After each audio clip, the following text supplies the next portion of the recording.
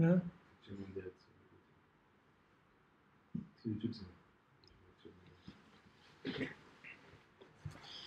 Boker Tov à tous, à toutes. Je m'excuse, mais problèmes techniques, on n'arrête pas avec ça. On n'a pas encore trouvé une solution qui soit stable. Donc, on essaye.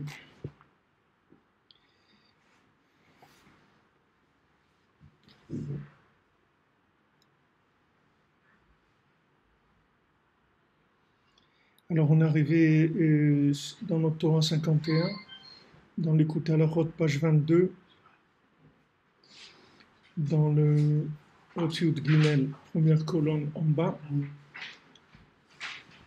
Vechol yemei Adam yesh lo bechira. Tous les jours de l'année, c'est-à-dire toute la vie de la personne, toute l'année, il va avoir la bechira, c'est-à-dire qu'il va avoir son libre arbitre. Chacun, il va avoir le libre arbitre. Et ça, c'est le Ikar du Mishpat de Rosh Hashanah, du jugement de Rosh Hashanah. C'est-à-dire, quand on dit que quelqu'un est jugé à Rosh Hashanah, en fait, qu'est-ce qui est jugé? Il est jugé comment? C'est-à-dire, dans quelles conditions il va passer son année pour avoir le libre arbitre? C'est extraordinaire, hein? C'est le jugement de Rosh Hashanah. Le jugement de Rosh Hashanah, c'est quand on tient compte de la personne, comment elle a passé son année. Okay.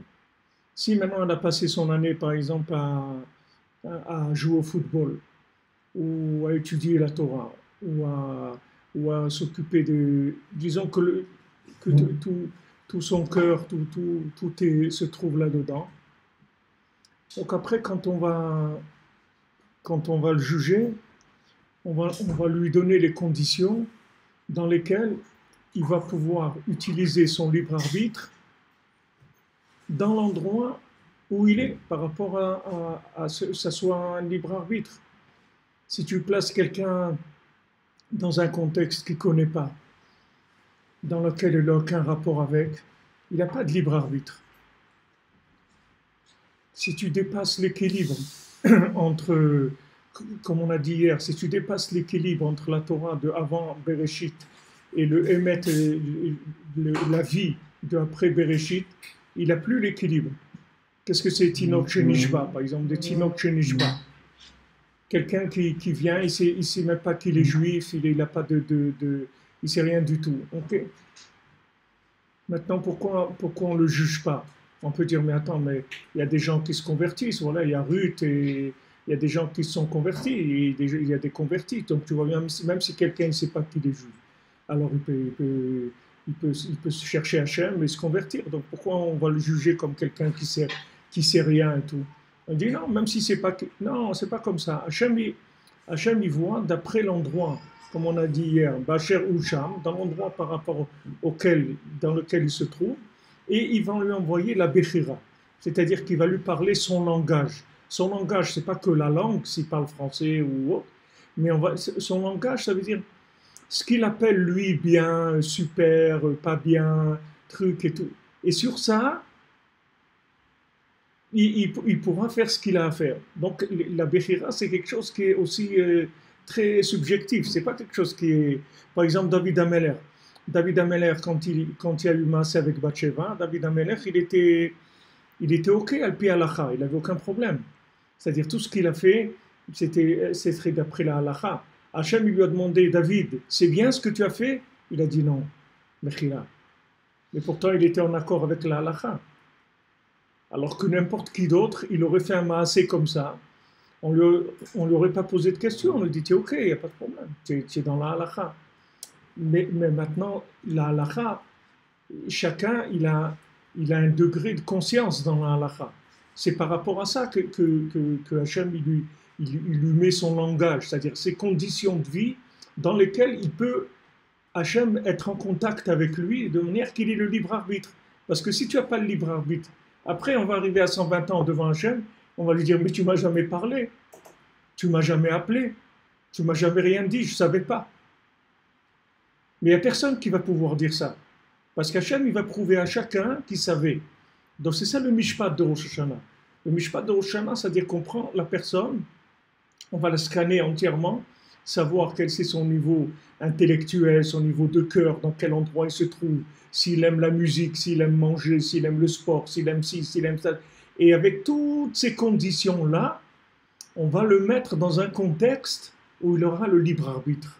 Que pour lui, ça va s'appeler progresser, s'approcher d'Hachem.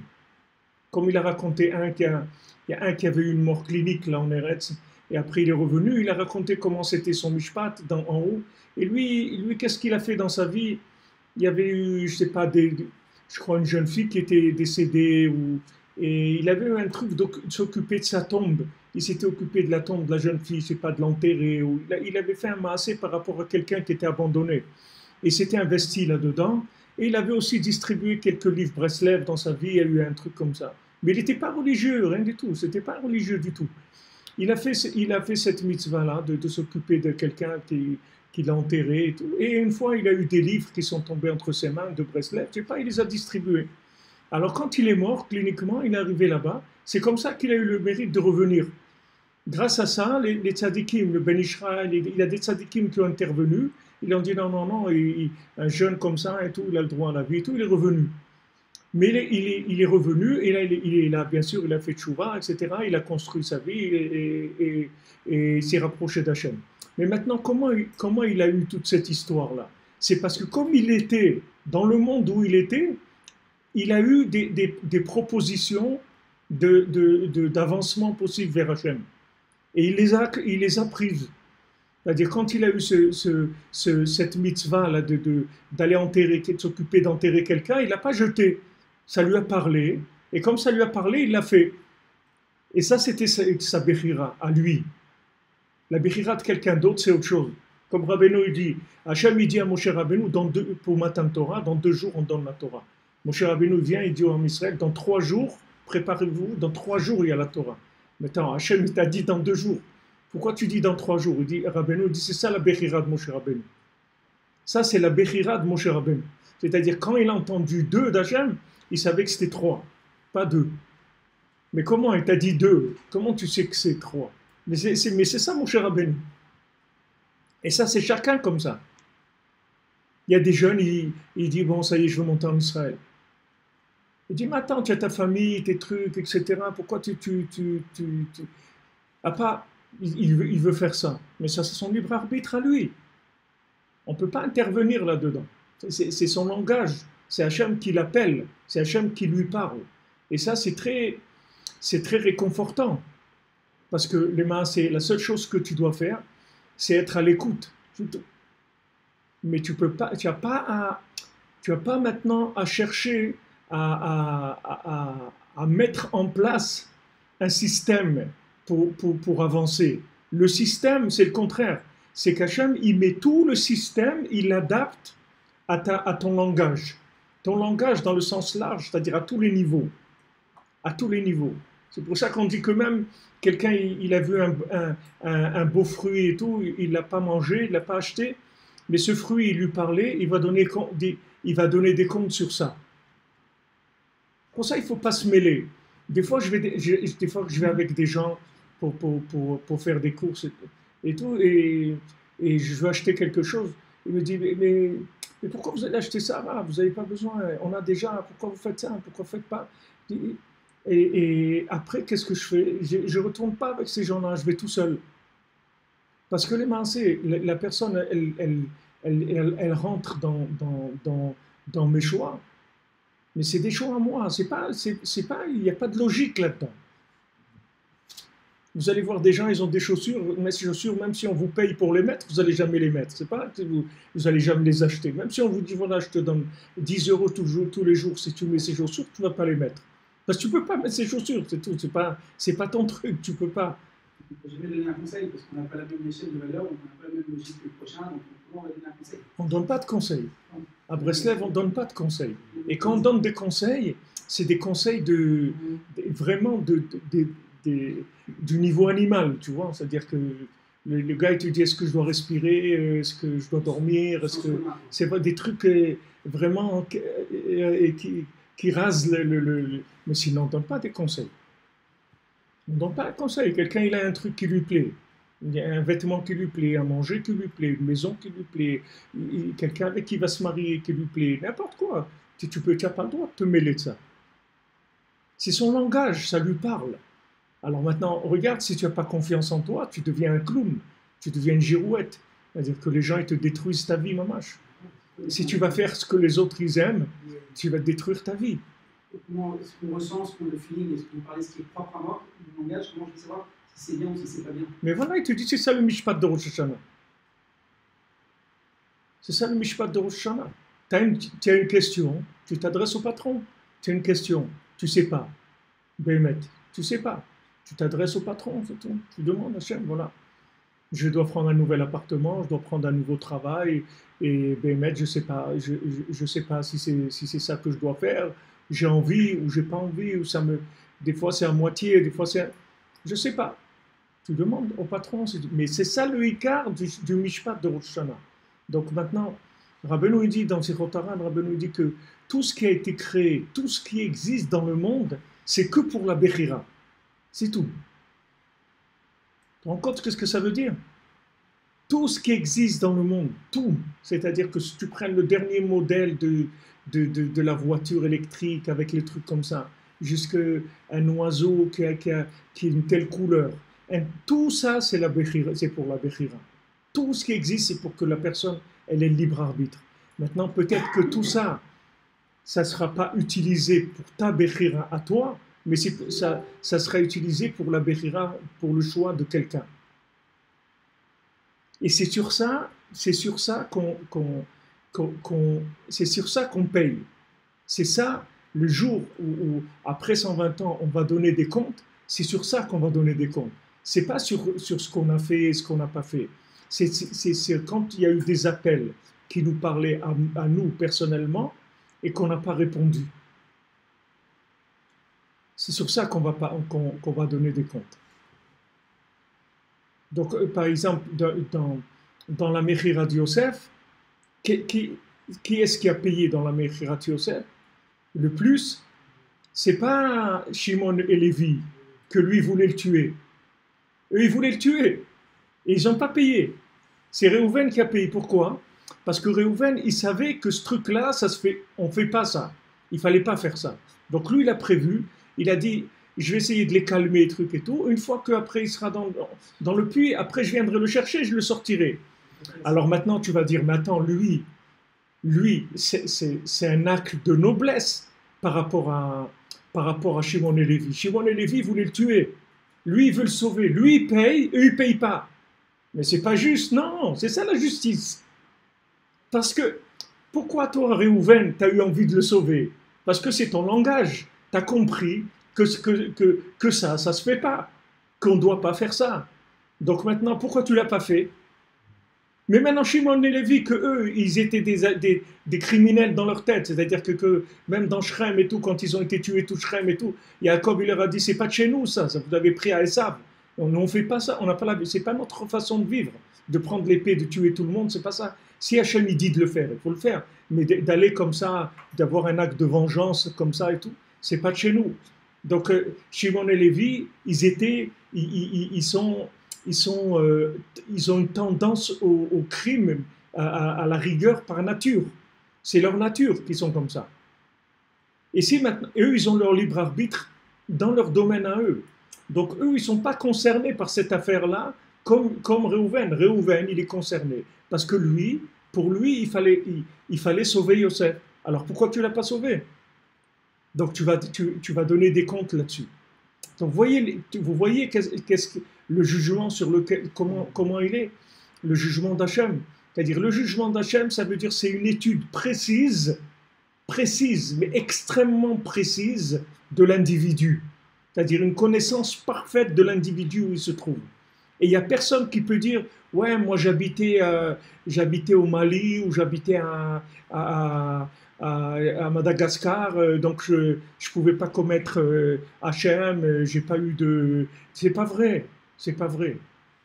Il y a une étude précise de l'individu avec son endroit, comme il est né, son langage, sa sensibilité, son éducation, tout ce que vous voulez.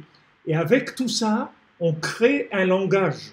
Hachem, il lui crée un langage unique à lui, où il va recevoir des informations, des appels en permanence. Maintenant, si lui, il ne répond pas à ces appels, après, c'est lui qui va payer sur ça. C'est-à-dire, lui, il va devoir donner des comptes par rapport à ça. Il y a la création du monde dans sa généralité, et ensuite, il y a le Maaseh Bereshit de tous les jours, que le monde est recréé tous les jours par rapport à chaque individu. Donc maintenant, même si tu as... C'est comme le GPS, même si tu t'es trompé, il te recalcule l'itinéraire. Tant que tu ne l'éteins pas, il va te recalculer tout le temps l'itinéraire. Tout le temps. Ou bien tu arrêtes d'avoir une direction, tu dis ça y est, j'en ai marre, je ne cherche plus, j'éteins le GPS, je vais me balader, c'est tout, je ne sais pas où je vais. Tant que tu ne fais pas ça, il n'y a aucun problème. Ça te recalcule ton itinéraire sans arrêt, sans arrêt, sans arrêt, sans arrêt. Vous vous rendez compte que la miséricorde d'Hachem, il n'y a personne qui est éliminé. Tant qu'un individu est vivant sur Terre, il n'est pas éliminé. On s'occupe de lui, personnellement, pas on dit bon allez, c'est pas grave, vas-y. Non, non, c'est pas ça. C'est-à-dire que ce soit quelqu'un qui a des bonnes midotes, quelqu'un des mauvaises midotes, quelqu'un qui fait des avérotes à mi-temps ou à plein temps, ou pas du tout. Chacun, il a un langage approprié à lui. Donc c'est très sécurisant. C'est sécurisant, on ressent aussi une affection d'Hachem. Mais ça responsabilise aussi. On ne peut pas dire on va essayer de passer dans une théorie de groupe. On va faire comme je vous ai parlé, il y a des trucs de groupe, des traitements de groupe. Il n'y a pas de groupe. Il n'y a pas de groupe. Je suis unique et j'ai un traitement unique. J'ai un langage unique. Ça me plaît. Ça me plaît pas. Ça, je veux pas. Ça me parle pas. Ça me parle. J'ai envie de faire ça, j'ai envie de donner à manger à des gens, j'ai envie de faire de l'habillement, ou j'ai envie de faire de tel métier, ou j'ai envie de me marier avec telle personne, ou j'ai envie de vivre telle façon de vivre avec la chaîne. C'est ma route, c'est tout. Comme je vous ai dit. Ça nous met franchement, parce que vous disiez hier, on a suivi 2000 ans d'exil, donc du coup on n'a pas toujours la capacité d'avoir un objectif, il faut faire les bons choix, c'est le cas, on peut très bien se dire, on a fait notre film, ça ne parle pas. Ça ne te parle pas, tu vas voir qu'un jour ça va te parler. À ce moment-là, il ne fait pas. Si c'est quelque chose qui ne te parle pas, alors ça ne parle pas, c'est tout. Qu'est-ce qu'on va faire? Mais au contraire, ici, il te donne la réponse à hier. Parce que c'est le GPS. C'est-à-dire, même si tu as 2000 ans d'exil, on recalcule l'itinéraire. Sans arrêt. Même si maintenant, au lieu d'aller vers le nord, tu as été vers le sud, et tu vas sans arrêt vers le sud, sans arrêt, on te repropose un itinéraire pour retourner vers le nord. Sans arrêt. Sinon c'est pas juste. Tu comprends? On ne peut pas nous juger sinon. Sinon, on ne peut pas nous dire qu'on n'a pas fait quelque chose. On va te dire, pourquoi tu t'es pas rapproché d'Hachem? On va te dire, mais Hachem ne m'a jamais appelé. Il t'a jamais appelé. Alors viens, on va te passer il y a les vidéos de surveillance. On va te passer tous les messages. Tu vas voir. Tu vas voir tous les messages.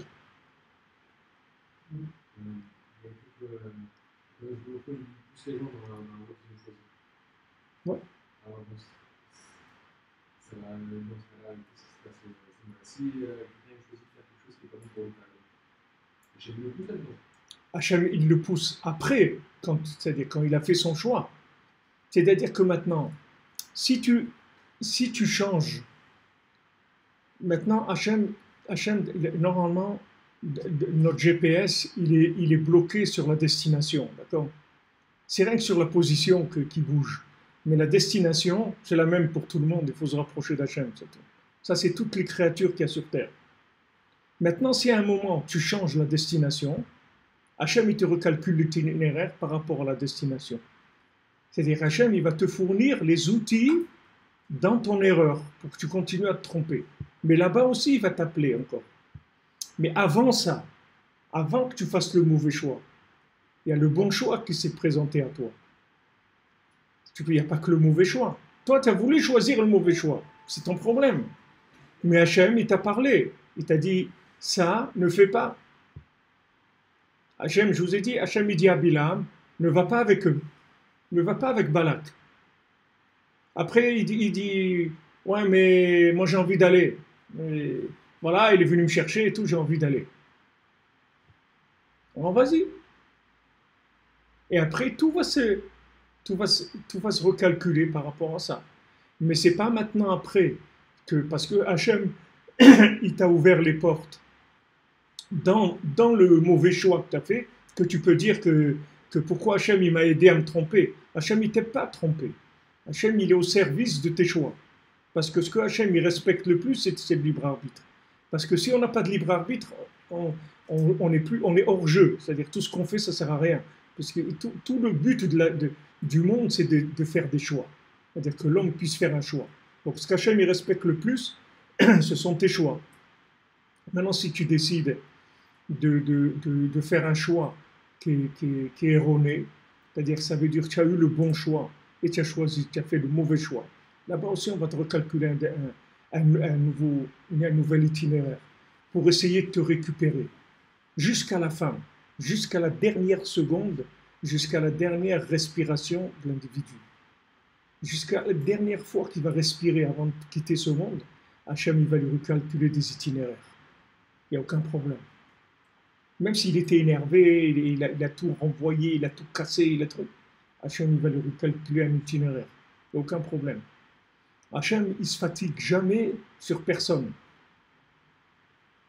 Sur personne. Il n'y a pas de yiouch sur personne.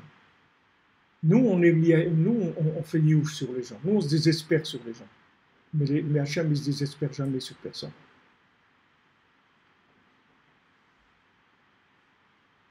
Maintenant, il y a toujours la possibilité, quand tu ne sais pas si ce que tu fais, c'est le bon choix ou pas, et bien, des fois, tu es sincère, tu peux demander des informations plus précises. On va te donner des renseignements plus précis. Des fois, tu ne sais pas. Ben, tu ne sais pas. C'est pas tu sais pas, c'est tout. Tu ne sais pas. Alors, tu demandes, please, s'il vous plaît, envoyez la chose de façon plus précise. J'ai pas compris. J'ai pas compris, je sais pas. Non. Il y a des gens, ils sont comme ça, fiancés pendant 3 ans, 4 ans, 5 ans. Il m'a dit, Baruch Hashem Mazal Tov, il s'est fiancé cette semaine.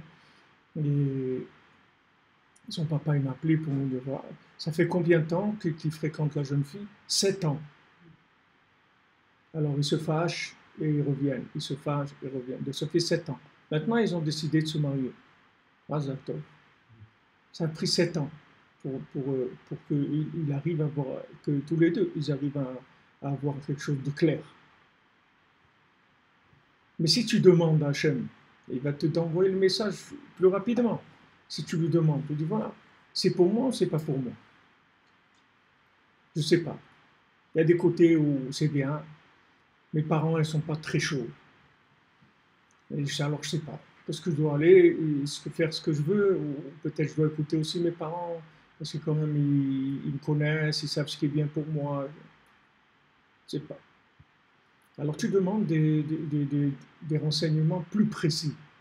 C'est-à-dire que tu veux qu'on appuie, qu'on te dise plus clairement les choses. Et on va te dire plus clairement. Donc il dit, וכל ימי האדם יש לו בחירה, וזה עיקר המשפט של ראש השנה, שגוזרין עליו שיתנהג עמו בשנה הזאת, באופן שיהיה לו בחירה כרצונו. C'est ça qu'on est gozer sur lui. Pour qu'il ait la bechira kirtsono, c'est-à-dire comme il veut. Qu'est-ce que tu veux? C'est tout. Qu'est-ce que tu veux? Va où tu veux. Et là-bas, on va te rattraper. Là-bas, on va te mettre, on va tout envoyer, tous les messages, tous les appels. Tout. Donc, vous voyez pourquoi c'est important que שיוכל לזכור ולהבין על ידי מה שהתנהג עמו, אם לטוב, אם להפך חס ושלום, איך לשוב להשם יתברך, מישום ליבו לתכליתו הנצחי. Vous voyez ce qu'il dit? Regardez, pour parler du français, on dit qu'il puisse se souvenir, c'est-à-dire se souvenir, ça veut dire qu'il monte dans une mémoire préenregistrée, c'est-à-dire une mémoire de tikkun, c'est-à-dire le mémoire de sa neshama. Il pourra comprendre aussi, c'est-à-dire avoir la bina, c'est-à-dire la déduction. Il va déduire, parce que ça, c'est des déductions. Tu vas assister à un séminaire, par exemple. Et tu vois, en sortant de ce séminaire, disons, il y avait 100 personnes. En sortant, il y en a un, il a décidé d'aller habiter au Canada, il a décidé d'habiter en Israël, l'autre, il a décidé de se marier. Tu vas voir que chacun, il a tiré des trucs qui n'ont rien à voir. Et pourtant, le séminaire, il était axé sur quelque chose. Mais seulement, chacun, il a déduit quelque chose. Ça l'a boosté, ça l'a fait avancer dans sa vie. Donc lui, il était en doute s'il devait se marier ou pas. Et bien voilà, maintenant, il a décidé de se marier. L'autre, il avait un travail, on lui proposait, il ne savait pas, etc. Ben maintenant, il a décidé. Chacun, il va voir la bina, c'est-à-dire qu'il va venir. Une fois que maintenant, tu as le zikaron, c'est-à-dire que tu te rattaches à la mémoire. La mémoire, c'est avant la création du monde, c'est-à-dire c'est la mémoire de l'absolu. Une fois que on t'a ouvert la connexion à la mémoire de l'absolu, alors après, tu vas rentrer dans la bina. La bina, c'est-à-dire que tu vas déduire. Tu vas déduire. Et les maasé, c'est ça le ikar de tout. C'est cette bina-là. Parce que cette bina, c'est la troisième dimension. C'est-à-dire que il y a ce que les gens ils savent. Ils savent de l'enseignement classique, de la chokma du monde. Il y a le zikaron qui est la mémoire d'avant, et il y a la bina qui est la connexion entre ce zikaron-là et la chokma du monde. Et ça c'est de la bina. Par exemple, quand Rav Levi Yitzhak est venu habiter en Eretz Israël, il est venu de Ouman. Alors, quand il est arrivé, on lui a proposé d'être Rav à Beersheba, d'être Abeddin de Beersheba. C'est ça qu'on lui a proposé comme travail. Alors, il a dit comme ça, il a dit Eretz Israël markim, Eretz Israël ça rend intelligent. Donc, j'ai compris deux choses, c'est que je ne dois pas être Rav et je dois habiter à Jérusalem. C'est clair pour lui. Pourtant, il a souffert de ça. C'était pas un choix facile, parce que s'il avait choisi d'habiter à Beersheba, d'être à Beddin à Beersheba, il aurait eu sa parnassa, ses trucs, son makom, tout. Il est venu habiter ici, il était à je sais pas combien de kilomètres d'ici, il était dans l'entrée là-bas de Jérusalem, à côté de Givat Shaul, et il venait tous les jours à pied pour faire la tfila ici, à la synagogue, retourner, venir le matin, repartir, revenir l'après-midi, repartir, etc. Il n'a pas été vers la facilité. Ça aussi, c'est un truc que la société, elle te donne. Choisis le plus facile. Mais c'est pas vrai. Le facile, c'est pas un critère de choix. Le difficile, c'est pas un critère de choix. Il y a des gens qui choisissent ce qui est difficile. Ils veulent faire ils ont une mentalité de faire des exploits. Mais la difficulté, c'est pas un critère de choix. La facilité, c'est pas un critère de choix. Le émet, c'est ça le critère de choix. C'est de choisir le émet. Et le émet, il vient de la bina de chacun. C'est-à-dire chacun, le émet, il émane vers lui avec de la bina, de la déduction. Et ça, il n'y a personne qui peut se mêler de ça dans ta vie. Personne ne peut se mêler de ça. C'est ton truc, c'est tout. C'est ta vie. Tu as choisi ça. Les gens ils disent ah, mais Rav Ifra, pourquoi vous habitez à Me'acharim si c'est pas ces gens-là et tout, c'est pas agréable, ils sont pas sympas, les gens. Ok, moi j'aime ça. Moi j'aime ces pierres, j'aime ça. J'aime, il y a de l'histoire ici. J'aime. J'aime pas le béton, j'aime pas les trucs nouveaux. J'aime la pierre qui a de l'histoire. J'aime vivre quand je sors la nuit, je marche, je sens que c'est des endroits vivants, il il y a une histoire vivante. Mais quelqu'un d'autre, il va me dire, oui, qu'est-ce qu'il y a ici, des poubelles, des trucs. Chacun, on va pas, comme on dit, les goûts, les couleurs, on va pas commencer à se mettre. Chacun, mais par contre, ce qu'il faut faire attention, c'est de ne pas se laisser influencer, que des gens ne nous emmènent pas dans leur choix à eux. Il faut qu'on soit dans notre choix à nous. Et quand on veut aider quelqu'un, on l'aide à se trouver à lui. Comme pour le chinour, on dit Chanoch lanahar lefi darko, et éduque ton enfant selon son chemin à lui, pas autre chose. Cherche son chemin à lui, qu'est-ce qu'il aime. Si c'est un manuel, ne commence pas à le rentrer dans l'intellect. Si c'est un matheux, ne le rentre pas dans des trucs regarde quel est son langage et rentre-le là-dedans. Aide-le, pousse-le, fais ce qu'il y a à faire pour lui. Il y avait un rave à Aix-les-Bains, il avait un fils qui était un peu moderne comme ça. Il avait l'habitude de bien s'habiller, c'est-à-dire il avait des habits qui coûtaient cher, il avait des goûts de riche. Et le père, c'était un rabbin, quelqu'un qui avait une parnassa très simple. Et pourtant, tu voyais que son fils, il était habillé avec des vêtements qui coûtaient cher. Même les chaussures qu'il avait coûtaient très très cher. Mais son père, Mamache, il se privait de choses qui étaient essentielles pour eux, pour acheter des chaussures qui étaient des chaussures très chères à son fils. Bon, Hachem, son fils c'est un rave, c'est des gens très grands dans l'homme Israël. Mais à l'époque, quand il avait 16, 17 ans, 18 ans, il voulait des costumes comme ça, avec des cravates comme ça, avec des chaussures comme ça. Mais le père il aurait pu lui dire, mon vieux, si tu as envie de ça, tu as qu'à aller travailler, faire ta vie, c'est tout. Mais ce n'était pas du tout ces rapports-là. Vous voyez que le père, il était mamache à la disposition de son fils pour le servir dans son chemin. Même si le père, il n'était pas du tout d'accord avec ça. Mais il n'a pas regardé. Ton fils, c'est pas un copier-coller de toi. Ton fils, c'est ton fils. C'est une âme qu'on t'a mis à ton... Tu as la responsabilité de la faire grandir. Mais c'est pas toi. C'est pas un copier-coller de toi. C'est une partie de toi, mais c'est pas toi. Donc tu dois l'aider à se trouver, etc. Ça aussi, les gens ne savent pas ça. Les gens croient que l'éducation, c'est de fabriquer des photocopies des parents, de les enfants. C'est pas ça. L'enfant, il faut l'aider à aller vers ce qui l'inspire à lui. Donc regardez les rachamim d'Akadosh Baruch Hu. Tout ça, Hachem, il va juger la personne pour le mettre en condition qu'il puisse faire tchouva, se rapprocher d'Hachem.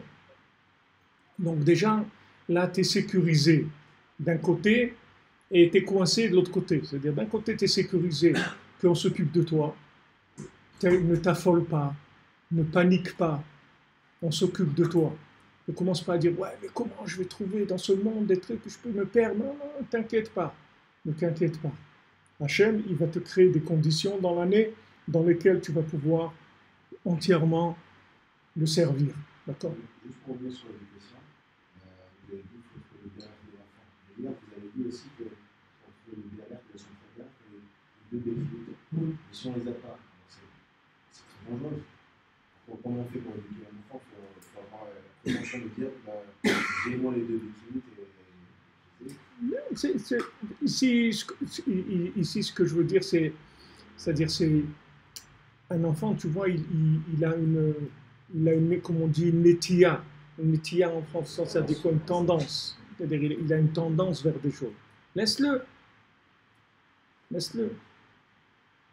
Allez, aide-le. Toi, tu crois qu'il va rester là-dedans toute sa vie? Il ne va pas rester. C'est une étape dans sa vie. Il a besoin de passer par là. Maintenant, si tu l'empêches, tu sais, il y a beaucoup de gens qui ont voulu, comme on dit, des maisons de redressement. C'est-à-dire, ils ont voulu redresser leurs enfants, ou les dresser, si tu veux, selon leur... mais il n'y a pas. Tu vas voir que ce qu'il veut faire, il va le faire. Mais seulement après, il va devoir casser des vitres, il va casser des trucs, il va devoir faire des catastrophes, tu comprends? Des choses catastrophiques qui vont nuire à tout l'entourage, à lui-même, etc. Parce que sauf, il va être lui-même. À moins qu'il meure, à moins que tu arrives c'est pas le dresser, c'est-à-dire à moment que tu lui as mis tellement de morphine et trucs, le gars il a même plus la force d'être lui-même et il dit bon ben, tant pis, j'ai raté ma vie, puis c'est tout, on m'a arnaqué, et bon, je resterai comme ça jusqu'au bout, mais découragé, c'est-à-dire désespéré. Et il y a d'autres que non. Après, ils vont exploser. Ça va prendre 1 an, 2 ans, 3 ans, des fois 70 ans, le gars il explose. Des fois 60 ans. Regarde, il y a des gens, à 70 ans, ils explosent. 70 ans, ils commencent. Il y a des gens, ils divorcent à 70 ans. À 70 ans, ils divorcent. Mais attends, qu'est-ce que tu divorces à 70 ans? Non, non, non. J'ai envie de vivre. J'ai envie de vivre. Tu as 70 ans. Non, il n'a pas commencé encore. Maintenant, ça y est, il a trouvé un truc qui est super, il a envie de rentrer là-dedans, et sa femme elle lui dit, tu es devenu fou, tu as pété un plomb complètement. Mais c'est pas vrai, c'est-à-dire ça vient pas de maintenant, ça vient que depuis l'éducation, on l'a mis dans un moule, et il y a un moment où il a jeté le moule, c'est tout. C'est venu à un tel âge, il a décidé, c'est tout. Il a décidé que maintenant il va vivre. Qu'est-ce que tu veux lui faire? On l'a jamais laissé vivre. Maintenant, il va commencer à vivre. C'est une grande responsabilité de vouloir forcer les choix. Toi, tu crois que tu as forcé le choix, ça y est, tu es tranquille. C'est pas tranquille, parce que la chose, elle va revenir l'individu va revenir à lui-même. Parce que quand tu n'es pas toi-même, tu n'es pas connecté, tu n'as pas de vie, tu n'as pas de joie, tu n'as rien du tout. Tu es complètement à côté de la vie. Tu as besoin de vivre, tu as besoin d'être sa mère. La seule chose qui va te rendre sa mère, si tu es en contact avec toi-même, si tu vis ton émet à toi par rapport à l'absolu, ton émet relativisé par tes critères à toi. Et tu vois qu'Hachem il t'aide dans ce sens-là. Et c'est ça qu'Hachem il veut. Et justement, si Hachem, des fois, il te met dans des conditions que tu dois vivre ces choses-là, tout le monde a déjà vécu ça. Des fois, tu t'es trompé dans un truc ou un autre. Des fois, tu te trompes dans un billet d'avion. Tu devais revenir tel jour, tu t'es trompé. Tu es resté un jour de plus ou un jour de moins. Ou des fois, tu devais à tel endroit, tu t'es trompé, tu étais dans un autre. Et tu vois qu'après, la situation, elle se récupère, que tu rencontres quelqu'un ou il se passe quelque chose. Que cette chose-là, elle ne serait pas passée si tu t'es pas trompé.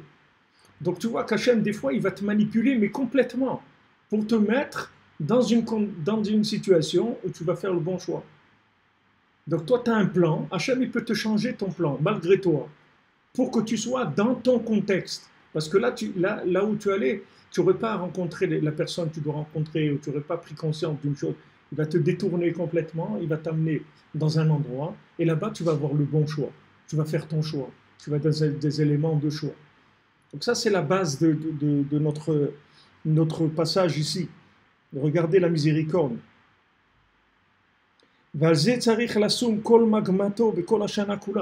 Et sur ça, chacun il doit mettre, comme on dit ça, mégama, si disent en hébreu, c'est la mégama. Comment ça se traduit en mégama? Ces objectifs dans l'année, ils doivent être que sur ça. Bifrat, bitrilat hashana, baseret yemei tshuva. Surtout au début de l'année, dans les 10 jours de Tchouva, Bifrat Berosh Hashanah, Shuyom Rishon Aseret Yemei Tchouva, et surtout à Rosh Hashanah, que c'est le premier jour de l'année.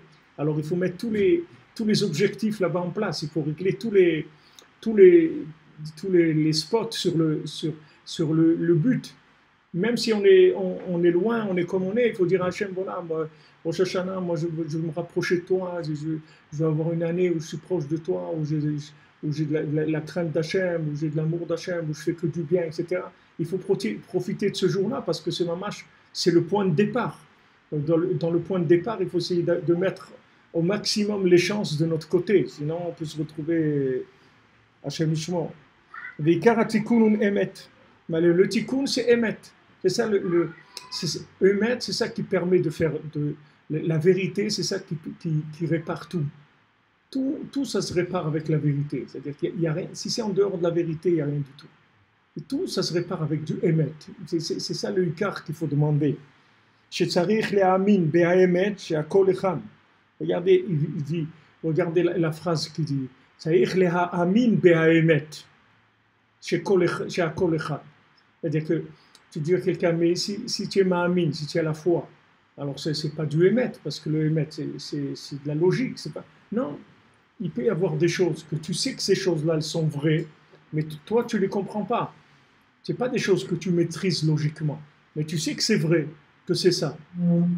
Mais logiquement, tu ne sais pas. C'est-à-dire que tu peux avoir un rapport avec des choses qui est un rapport comme Adam Arishon, il avait avec le monde avant qu'il faute. Avant qu'il faute, Adam Arishon, il fonctionnait comme ça. C'est-à-dire les Amin Be'aemet. D'abord les Emouna dans le Emet. C'est-à-dire que il avait une... Adam Arishon, il était conçu pour avoir la Emouna dans le Emet et ensuite rentrer dans le Emet par rapport à ses récipients, à lui, sa logique, etc. Après manger de la connaissance du bien et du mal. Et quand il a inversé, alors il a créé un système qui est complètement faux, c'est-à-dire que la personne, elle va vers ce qu'elle comprend. Et elle essaye d'avoir des approches de compréhension. Mais les approches de compréhension, elles ne te servent à rien. D'essayer de comprendre, ça ne sert à rien pour faire tes choix. La compréhension, elle vient après le choix. Une fois que tu as choisi, à ce moment-là, maintenant, tu peux essayer de comprendre. Ça veut dire que le Emet, c'est en réalité quelque chose qui est... On ne peut jamais comprendre. Si, tu vas le comprendre. Le Le Emet, tu vas le comprendre une fois que tu vas t'engager. Soit il est assez clair, à ce moment-là, je le comprends. Soit il n'est pas clair, j'ai besoin de croire. Je ne crois pas dans quelque chose qui est clair. Mais si on dit qu'on a besoin de croire dans le Emet, c'est qu'il n'est jamais clair. S'il n'est pas clair, c'est pas dire, il n'est pas clair dans ce que tu appelles clair, toi. Mais si tu suis ce qu'on a dit ici, ça s'appelle clair, c'est-à-dire les appels de ton cœur, la bina, c'est-à-dire ce que tu déduis, ce que tu sens, ça c'est ça le Emet. Le Emet, c'est celui-là. C'est dans ça que tu dois avoir la Emouna. Après, ça va se développer. Comme quand tu te maries. Alors, tu rencontres quelqu'un, tu as envie de te marier avec cette personne-là. Maintenant, tu ne la connais pas, cette personne-là. Même si ça fait un an que tu ne sais pas qui c'est. Tu vas te marier, tu ne sais pas qui c'est. Après, tu vas entrer dans le Emet. Mais pour l'instant, tu es ma'amin dans le Emet. C'est-à-dire, le Emet, il te parle. Mais il te parle avec un langage de mouna, d'adhérence, c'est-à-dire tu vas adhérer à la chose. Il y a des choses que tu vas faire parce que tu sens que tu dois les faire, mais tu ne comprends pas pourquoi. C'est là où les gens ils vont t'attaquer. Parce que les gens ils vont t'attaquer avec de la logique. Et toi, tu n'as pas encore de logique, tu ne peux pas expliquer à quelqu'un. Tu as décidé de te marier avec cette personne, tu as décidé d'aller au Man à Oshana, tu as décidé de monter en Israël, tu as décidé de faire ça. Mais cette décision, elle vient d'un rapport de dialogue très intime avec la chose. Maintenant, quelqu'un vient, il te dit, il t'attaque avec la vérité. Une vérité, une logique quelconque. Il te dit, ouais, mais tu vas au Man, mais qu'est-ce qu'il y a au Man, les trucs, voilà ici. Il y a des tzadikim, tu ne veux pas dire que Rabbi Nachman est plus grand que Abraham Avinu, non? Alors voilà, va passer au Shoshana à Hebron. Pourquoi tu vas à Ouman et tout? Maintenant, si tu rentres dans cette discussion-là, tu vas te faire abîmer. Il ne faut pas rentrer du tout dans la discussion sur ça. Il faut dire, j'y vais, c'est tout. Et les gens, ils vont t'attaquer avec la logique. C'est ça le système du serpent. C'est ça le langage du serpent. Le langage du serpent, c'est que les gens ils vont te dire, mais pourquoi tu veux monter en Israël? Là-bas, il y a des attentats et tout. Maintenant, tu lui dis, regarde en France ce qui se passe. Qu'est-ce qui se passe en France? En France, tout va bien. Ça va vraiment très bien. Il dit, mais là-bas, vous êtes entouré d'ennemis, des trucs, il y a le Hezbollah, il y a les trucs. On vit, on est bon, machin, regarde, il y a du pain frais tous les jours, il y a des trucs, du soleil, il y a le cotel, il y a Rachel Imenu. Tu rencontres la nuit des gens, tu dis, moi je vais à Rachel Imenu, moi je vais là. Tu vois qu'il y a une vie, il y a une vie souterraine, il y a une vie que personne ne connaît. C'est une vie extraordinaire. Nous, on est entouré d'ennemis, mais eux, ils vivent chez nous. Ils ne sont pas entourés, ils trempent dedans. C'est-à-dire l'ennemi il a déjà mangé. Donc ça, il faut faire très attention, parce que tant que votre projet n'est pas encore matérialisé dans de la vérité logique, quand c'est une vérité intuitive, c'est-à-dire une vérité de Emouna. Il vaut mieux ne pas en parler, il faut en parler qu'à des gens qui vous aiment. C'est pour ça que quand on fait un rêve, il faut le raconter à quelqu'un qui nous aime. Il ne faut pas raconter à quelqu'un qui ne nous aime pas, ou quelqu'un à un stand comme ça. Il faut raconter à quelqu'un qui nous aime. Parce que s'il nous interprète le rêve bien, alors ça va être bien. Et le contraire, ça va être le contraire. C'est-à-dire que maintenant, quand maintenant tu as quelque chose d'intuitif, il faut que tu t'adresses, il faut que tu le racontes à des gens, parce que l'intuitif, c'est-à-dire c'est au niveau du rêve encore, c'est pas réalisé encore. Donc maintenant, si tu parles avec des gens qui t'aiment pas, ou des gens même si c'est tes parents, si tu n'as pas des parents hyper ouverts, si tu as des parents fermés avec des idées très, très fermées sur ce qu'ils attendent de toi, et ils ont déjà prévu ton cabinet d'avocat ou ton cabinet de médecin ou n'importe quoi, et toi tu veux leur dire que tu vas jouer de l'harmonica et truc, il vaut mieux que tu parles pas. Il vaut mieux que tu parles pas. Tu dis rien. Il vaut mieux que tu dises rien. Parce que tant que la chose, elle est dans une vérité intuitive, elle peut se détruire complètement. Elle peut se détruire. Autant qu'elle est grande, autant qu'elle est fine, elle n'a pas encore elle s'est pas encore matérialisée dans le monde. Il faut faire très très attention. Parce qu'à ce moment-là, on est béhémeth en danger. C'est comme un embryon qui peut avorter. C'est la même chose. C'est comme un embryon c'est comme une femme qui perd le bébé au bout d'un mois ou 2 mois. C'est la même chose. Il a commencé, il n'a pas pu arriver au bout. Et souvent, ces problèmes-là, que Hachem Ishmor, des femmes qui perdent l'enfant et tout, ça vient de cette chose-là. C'est-à-dire, c'est que les gens, ils ont dans leur tête, ils ont ça. C'est-à-dire, il y a des gens qui ne croient pas que les choses, elles peuvent arriver au bout. Tu voyais tout ce qu'il y a aujourd'hui comme coach et tout, qui te disent allez, il faut que tu y crois, mets une photo sur ton truc, regarde tous les jours la maison que tu as envie d'acheter, mais comme ça, tout ça, c'est le développement de ce qu'on dit ici. Seulement, c'est un niveau très, très élémentaire, très basique. Et il manque beaucoup d'éléments. Il manque beaucoup d'éléments. Notamment l'élément principal du choix, c'est-à-dire du choix à la base. Eux, ils te disent comment une méthode de motivation par rapport à tes choix. Mais ils ne te parlent pas de la méthode comment faire les choix. Ça, dans le coach, ça n'existe pas. Personne ne va t'expliquer comment on fait les choix. Ici, nous, on va sur ça, c'est le Icar pour nous. C'est-à-dire que d'abord, qu'est-ce que je dois choisir? Alors, il te dit, voilà, il y a un langage, il y a une année, il y a un mishpat de Rosh Hashanah. On va juger, on va te mettre dans tes conditions optimisées pour que tu puisses faire les bons choix. Oh, ça, bon, Hachem, alors je suis content. Donc tout ce qui vient vers moi, tout, ça va être, je suis capable de faire les bons choix. C'est-à-dire, on m'a mis dans des conditions extraordinaires. Bon, Hachem, merci mon Dieu, je suis content. Alors maintenant, ces choix-là, c'est des choix de dialogue très très intimes. C'est pas des choses c'est pas des trucs qui sont propagés dans le monde entier. C'est ton langage à toi personnel. Après ce langage personnel, il va t'amener à des engagements. Une fois que maintenant tu vas réaliser le projet, à ce moment-là, tu peux commencer le émet de la logique. Il y a le émet qui vient par la émouna, et après il y a le émet qui se développe dans la logique. C'est-à-dire là, tu rentres dans la logique. Ça, c'est le plan du monde. D'abord Etz Hachaim, d'abord Shabbat, et après Kiddush sur le Etz Hadat Tovera. C'est ça le plan. D'abord on adhère, après on comprend. Naaseh Venishma. C'est comme ça que le monde il est basé sur ça. Seulement Adam Arishon il a inversé. Quand il a inversé par le serpent.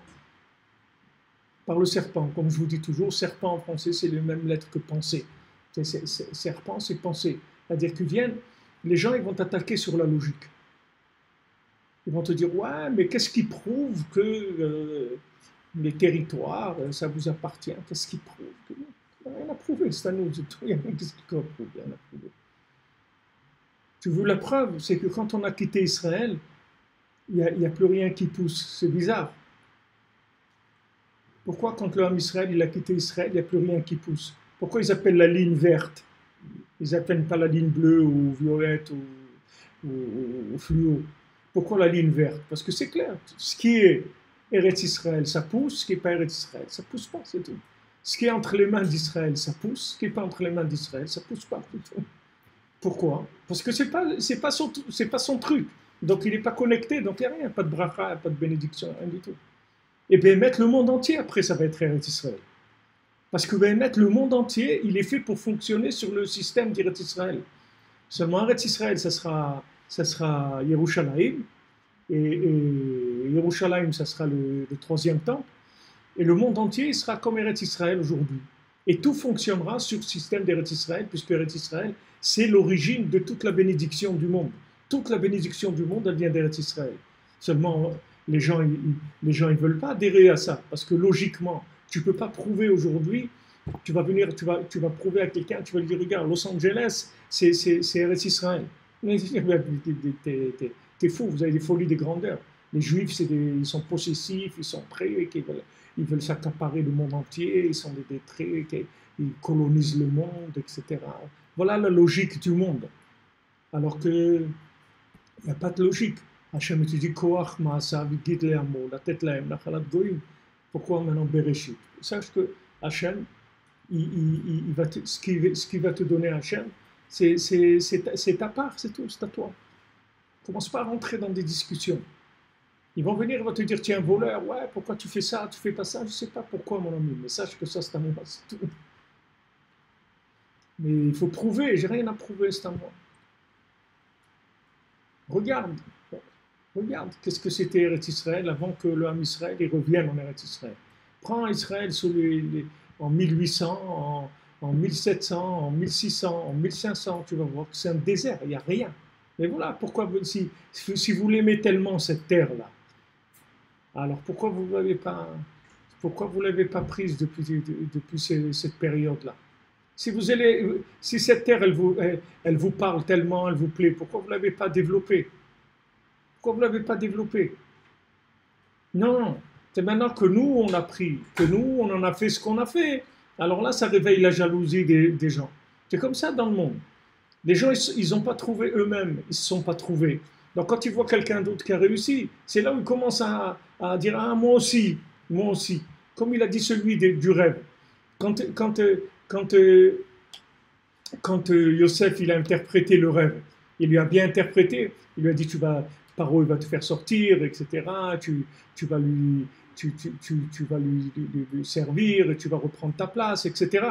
Alors le deuxième il a dit ah moi aussi, parce qu'il a vu que le premier ça a bien marché, il a dit moi aussi. Quand il a dit moi aussi, il a interprété qu'il allait se faire tuer, etc.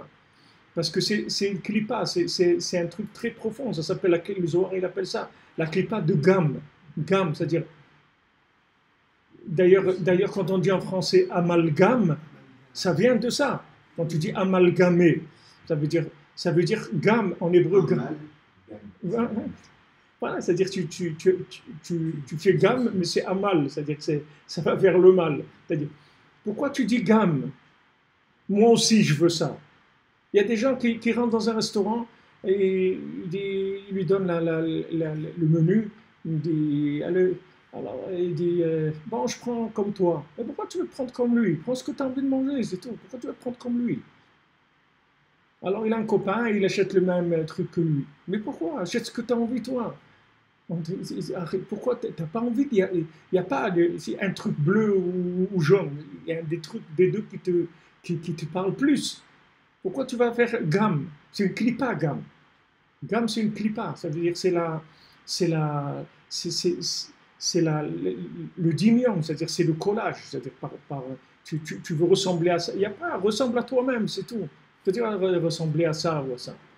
Et malheureusement, nous, la Galoute, elle nous a beaucoup fait ça. C'est-à-dire que les nations, elles nous ont tellement mis dans des situations comme ça, très, très, très difficiles qu'on a tendance à faire gamme. C'est-à-dire que nous aussi, on veut être bien. Nous aussi, on veut être bien. Alors, des gens, ils te tirent des pieds, ils te lancent des pierres, des trucs et tout. Mais tu veux être bien. Tu ne veux pas leur tirer dessus, tu ne veux pas leur truc. Tu veux pas, parce que tu veux être bien.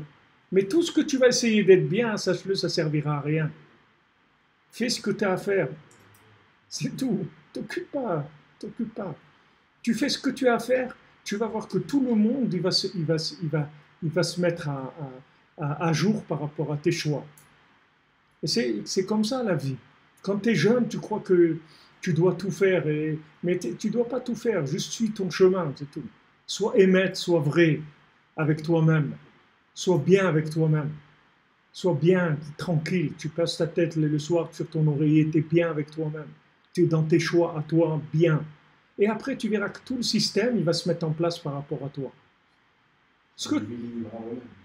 Ouais, marche pour toi, exactement. Mais chacun, il doit dire le monde a été créé pour moi, parce que tout va se mettre en place par rapport à toi. Mais ça, c'est ce qu'il dit ici, c'est merveilleux, c'est-à-dire de savoir que Baruch Hashem, on s'occupe de nous, c'est extraordinaire. Personnellement, très personnellement, il n'y a pas de groupe, il n'y a pas de famille, il n'y a pas de... C'est très personnel.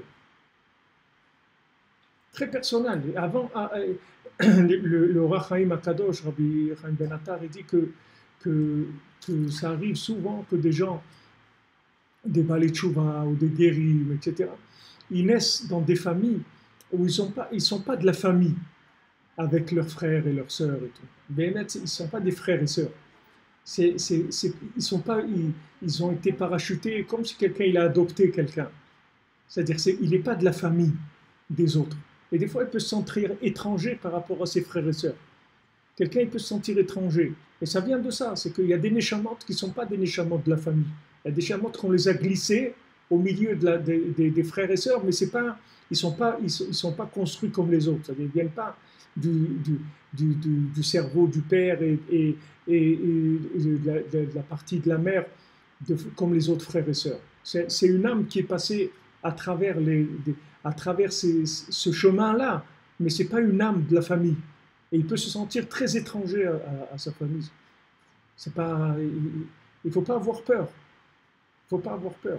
Ce qu'il faut avoir peur, c'est de passer à côté de sa vie, ça oui. Ça, il faut avoir peur. En écoutant Pierre et Paul, de passer à côté de sa vie, ça, il ne faut pas faire gamme. Laisse gamme. Laisse le gamme. Laisse celui-là. Il fait ce qu'il veut, c'est tout. On va manifester pour ça. Va, manifeste, fais ce que tu veux. Je n'ai pas envie de manifester, c'est tout. Moi, je ne manifeste pas, c'est tout. Moi, je parle avec Hachem, je ne manifeste pas, c'est tout, c'est pas mon truc, je n'ai pas envie de manifester. Fais ce que tu veux, manifeste, pas de problème. Il ne faut pas coller à des trucs. Parce que tout le système du temps dont on a parlé, la mode, tout ça, c'est ça, c'est-à-dire c'est le gamme, tout le lien de la mode, c'est ça, gamme. C'est-à-dire alors il faut s'habiller comme celui-là, il faut écouter telle musique comme celui-là, il faut aller dans tel endroit. Comme on dit, il y a des endroits de vacances qui sont à la mode, il y a des trucs qui sont à la mode. Mais laisse-moi, moi j'ai envie de prendre des vacances dans une station de métro, c'est ça qui me plaît. Je vais m'installer là-bas, de passer 3-4 heures par jour à regarder les gens passer, ou je fais du métro toute la journée. Je rentre dans le métro à 6 heures du matin, je ressors à 6 heures du soir et je vois tout ça, c'est une flamme. C'est une flamme. C'est une flamme. On m'a dit, mais tu es fou. Tu es fou par rapport à quoi? Par rapport à la pub que tu as vue sur les vacances aux Baléares, aux Caraïbes, par rapport à quoi? Je suis fou. C'est mon truc, laisse-moi tranquille, c'est tout. Alors des fois ça donne aussi un effet réactionnel, c'est-à-dire que la personne, elle est tellement énervée qu'on ne la laisse pas faire ce qu'elle veut, qu'elle va commencer à faire le contraire de ce qu'ils font les gens. Parce que comme ça, elle dit, au moins, je ne fais pas comme eux. Mais ça aussi, c'est pas bon. Parce que ça aussi, c'est gamme, mais gamme à l'envers, c'est tout. C'est la même chose, c'est copier, mais à l'envers. Au lieu de copier plus, tu copies moins. Mais ça s'appelle copier, c'est-à-dire tu as pris ça comme modèle de définition, mais comme tu ne veux pas te définir comme eux, alors tu te définis moins le contraire de eux. Mais ça aussi, ne prends pas comme critère personne. Sache que tu as une âme unique et que Hachem, tu vois, te met dans les conditions où tu vas pouvoir réaliser ta vie. Ça, c'est très sécurisant. C'est vraiment, tu vois la miséricorde d'Hachem. La miséricorde d'Hachem. Comment Hachem, chacun, il lui met ses conditions optimisées. Donc, il faut être joyeux, il faut être content, il faut être ouvert. Il faut être ouvert. Il faut être prêt. Il faut dire, Hachem, je suis prêt, moi, c'est tout. Moi, je suis Mouhan, je suis prêt pour ce que tu veux. Je suis prêt, c'est tout. C'est ce que tu veux faire de moi. Vas-y, dis-moi ce qui est bien. Je suis prêt. J'ai pas de. Quand tu dis, mais qu'est-ce que tu veux? Je veux rien. Je veux ce que tu veux, toi. Moi, je veux rien. David Amelech, il dit, Hachem, moi, je veux rien. Mais tu veux pas quelque chose, je veux rien, je veux faire. C'est ta volonté, c'est tout. Moi, je veux rien. Il y a quelque chose en moi que je veux ça, comme si c'est ta volonté, voilà, c'est ça que je veux faire. On me dit, Adri Cheni Be'amitecha, dirige-moi dans ton émet. C'est-à-dire que le émet que je trouve, c'est le émet qui est en rapport avec toi. Pas un truc que j'ai fabriqué, une vérité politique ou une vérité artistique ou une vérité n'importe quoi. C'est une vérité d'Hachem, mamash. C'est à ça qu'il faut arriver. Ça, c'est le Mishpat, il dit de Rosh Hashanah.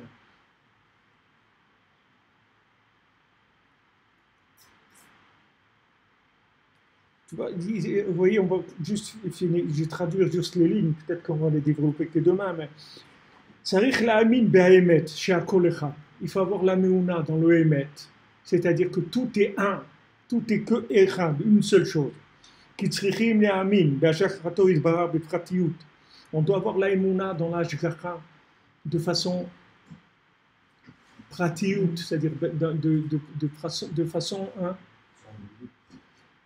individuelle, c'est-à-dire dans chaque détail, de dire que c'est Ashgacha pratique, c'est-à-dire que Hachem, il s'occupe de nous personnellement. Personnellement.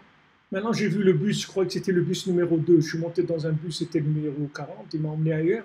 Je ne me suis pas trompé. Je ne me suis pas trompé. Ça, c'est Hachem qui a fait ça.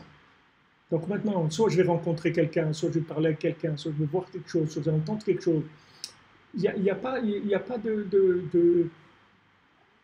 L'autre soir, j'étais à Motzei Shabbat, j'étais au Kever David Ameller, et il y a quelqu'un comme ça, à 2h du matin, il est venu, il a commencé à faire une dracha comme ça.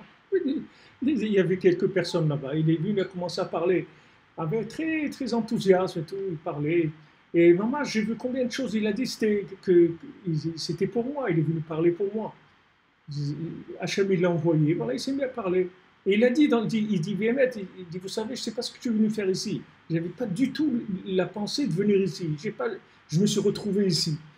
Alors je vais vous dire des trucs et tout. Il était un petit peu comme ça, un peu coucou comme ça, mais c'est-à-dire c'est un érudit en Torah. Il connaît beaucoup de Torah. Donc il a commencé à parler, à raconter des histoires, des trucs, et de dire des choses. Et parmi toutes les choses qu'il a dit, il y a eu 2 ou 3 trucs qui étaient très très importants pour moi, parce que j'avais prié un peu avant, à Simchat Torah, j'avais prié Hachem, j'avais demandé, voilà, lui, il m'a amené les réponses. Il m'a donné des réponses. Donc, vous voyez que le monde, on ne vous laisse pas. C'est-à-dire qu'Hachem, il est là, il y a une ashgacha pratique, c'est-à-dire une surveillance, comme on dit, rapprochée. Surveillance rapprochée, très rapprochée. Que Hachem, il observe, il surveille chacun, personne ne peut dire ah non, mais moi, ma vie, il n'y a pas, mais chaque créature, elle est unique aux yeux d'Hachem. Donc il s'occupe de toi et il t'a fait un programme adapté à toi pour l'année. C'est ton programme pour l'année.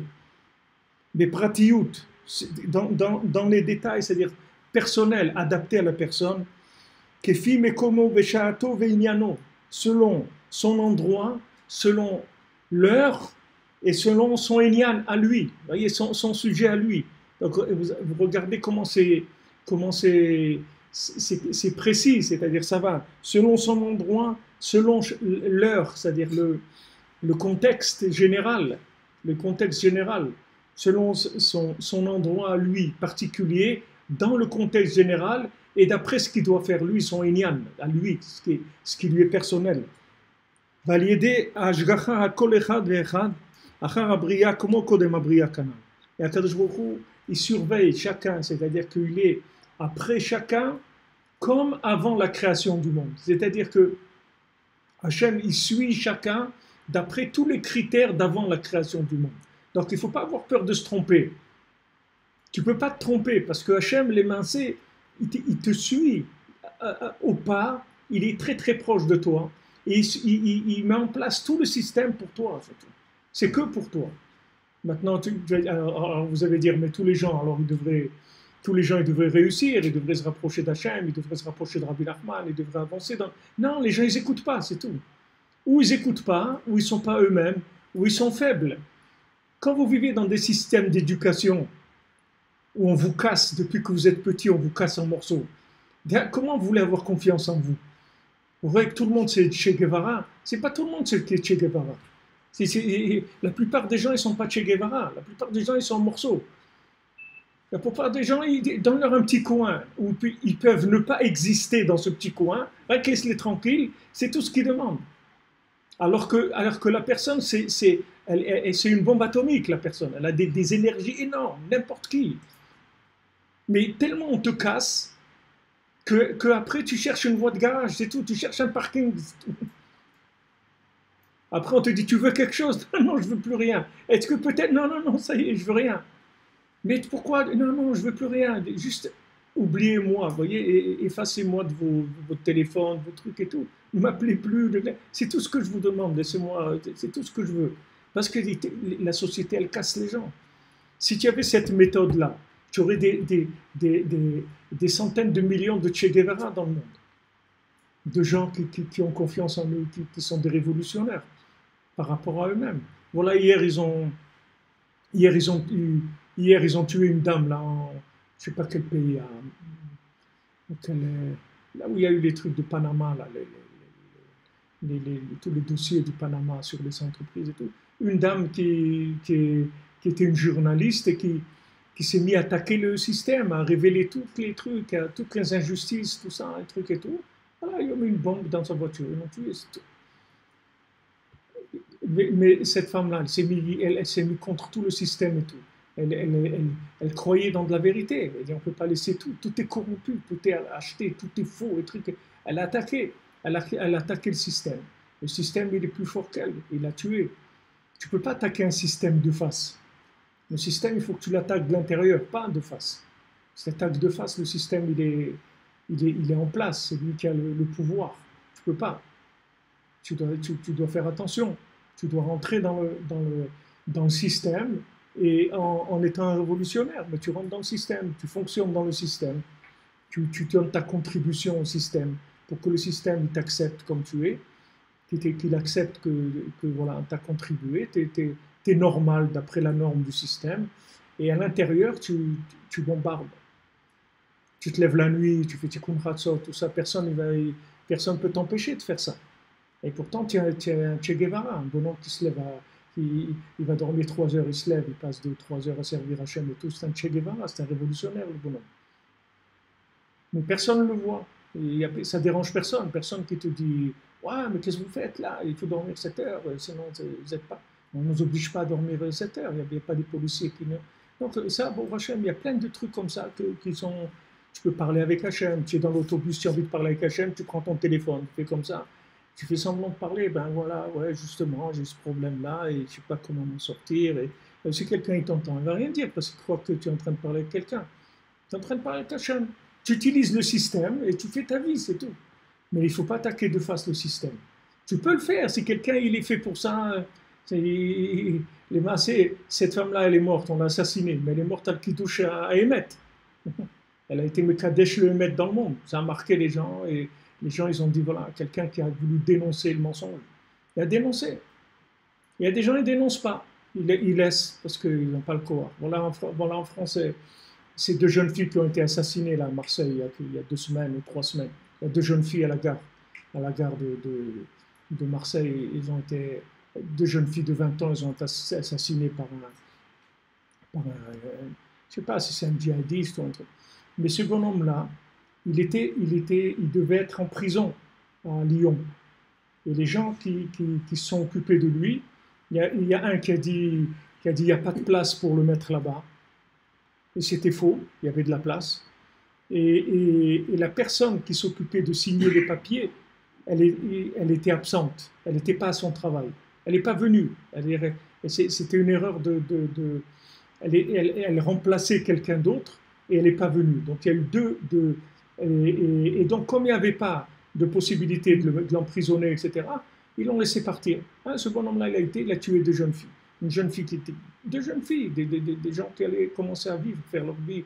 Une qui était brillante en médecine, elle avait que 18, 19 dans tous ses examens, l'autre... Des vies comme ça. Mais maintenant, normalement, les gens qui ont fait ça, il faut les guillotiner, les gens qui ont fait ça. C'est eux qui les ont tués, ces filles. Mais parle pas, il ne va pas attaquer, il va commencer à sortir, attaquer le système. Mais il y a des gens qui ont écrit des essais en disant, sachez que qu'on vous ment, c'est tout. Sachez que c'est du mensonge, parce que toute cette affaire-là, c'est que des fâchelottes, des trucs administratifs. C'est-à-dire qu'il y a des gens qui n'ont pas fait leur boulot, ils ont traîné la mort des autres. Alors il y a des gens qui ne peuvent pas supporter le mensonge, ils luttent pour la vérité. Il y a des gens qui sont prêts à mourir pour la vérité. Mais ils veulent que ça se sache, ils veulent qu'il y ait de la vérité dans le monde. Et maintenant, à un niveau plus profond et tout, chacun, il a sa vérité à lui, son rapport intime avec la vérité, et ça, il ne faut pas le lâcher. Ça, il ne faut pas le lâcher. Il dit, Ki'im betorat Hashem chefzo, il cherche la Torah d'Hashem, ou Torato, à lui, yegeyom valayla. Ce qu'il cherche, c'est la Torah d'Hashem. Mais comment il la cherche? Parce que quand il cherche sa Torah à lui, jour et nuit, tu as envie d'étudier du Zohar, tu as envie d'étudier de la Mishnah, tu as envie d'étudier du Midrash, tu as envie de faire Vatzdaka, fais ce que tu as envie. Fais, c'est dommage que tu ne fasses pas ce que tu as envie, parce qu'il n'y a personne qui va le faire à ta place. Ta vie, personne ne va la vivre à ta place. Et même si quelqu'un l'a vu à ta place, ce n'est pas toi qui l'as vécu. C'est dommage que tu ne vives pas ta vie pour vouloir que tous les gens ils te trouvent sympa et comme il faut. Il vaut mieux que tu passes aux yeux des gens, que tu passes pour un fou, pour un type pas normal, mais que tu fasses ta vie. Parce que ça si Chas Shalom, quelqu'un quitte ce monde, il n'a pas fait sa vie, il va regretter beaucoup de ne pas avoir vécu. Je vous ai raconté une fois à Ouman, il y a quelques années, il y a un monsieur de Bordeaux qui est venu, un monsieur de 50 ans de Bordeaux. Quand il a vu Ouman, il était comme un fou. Il allait dans toutes les maisons, il y avait des Français et tout, il leur dit, voilà, j'ai 50 ans, ils m'ont volé ma vie. Ils m'ont volé ma vie. Je ne savais pas que ça existait. On m'a volé ma vie, on m'a caché ça toute ma vie. Je ne savais pas que ça existait. Je ne savais pas que ça existait, quelque chose comme ça. Ils ne vivent pas un yann comme ça, tu vois, 50 000 juifs comme ça, viennent chez le tzaddik et tout. C'est des choses que je ne savais pas. Normalement, ça, ils devraient faire des émissions télévisées au moins une fois par semaine sur ça. Au moins une fois par semaine, quelqu'un devrait prendre une chaîne de télévision, faire un reportage, une discussion, des trucs au moins pour informer des gens, informer que ça existe. Le monde, il ne participe pas. Mais chacun à son niveau, voilà, chacun il fait à son niveau ce qu'il sent qu'il doit faire. C'est ce qu'il doit faire. Chacun il sent qu'il doit faire.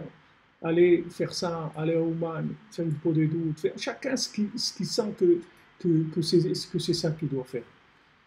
Et Hachem, il lui met en place tout pour ça. Et il va lui donner des messages, des choses qui vont le réconforter, des choses qui vont l'orienter et aussi qui vont appuyer ses choix, qui vont lui permettre de le rassurer dans ses choix. Parce que des fois, tu as des choix qui sont très durs par rapport à ton entourage. C'est-à-dire que personne ne va être d'accord avec toi. Et Hachem, il va te dire, vas-y, je suis avec toi. Vas-y, il va te réconforter dans tes choix. Présent Hachem. Bonne journée à tous, à toutes.